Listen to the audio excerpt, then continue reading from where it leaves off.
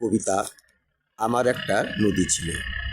আমার একটা নদী ছিল, অনেক বড় সে নদী, ঠিক স্বপ্নের মতো, যেমন নদী স্বপ্ন দেখে।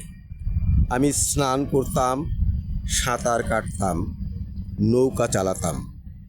অনেকেই তা করত।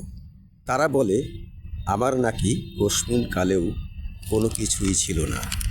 হয়তো তাই, তবুও বলি আমার যে ছিল। আমার একটা নদী ছিল, খুব সে খরস্রোতা, সমস্ত ক্লেদ অক্লেশে বয়ে নিয়ে যেত মমতায়। বিমল বাতাস আকাশে মমা করত, বুক ভরে মানুষ নিত তৃপ্তির শ্বাস। তারা বলে নদী তো কখনো কারো হয় না, আমার নাকি মাথায় ব্যামো হয়েছে।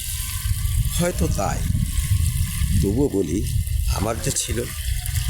আমার একটা নদী ছিল, সুশীলা উপত্যকায়। আমি খঞ্জনি বাজাতাম, গান গাইতাম, বাতাসের পর্দা ছিঁড়ে ছড়িয়ে পড়ত সে সুর বহু দূরে। বৃক্ষলতা পল্লব মঞ্জরি আবিষ্ট হতো সেই সুরে। একদিন হারিয়ে গেল সে বহুজনের ভিড়ে। তৃষ্ণার্ত বুকে চেয়েছিল অসীম শূন্যের পানে।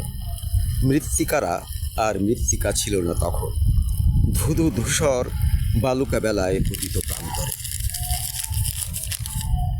তারা পাহাড় কাটল, ঘর বাড়ি বাঁধল, উড়িয়ে দিল সৌধের নিশান, গড়ে তুলল মমতাহীন এক জনপদ। আমার নদীটি হয়ে গেল আত্মবিভোর জনতার অধিকার। এখানে কেউ আর স্নান করে না এখন, সাঁতার কাটে না, নৌকা চলে না, কোথাও হয় না পরশ মাখা গান। মমতার স্পর্শহীনতায় মানুষ হয়ে যায় নিষ্প্রাণ।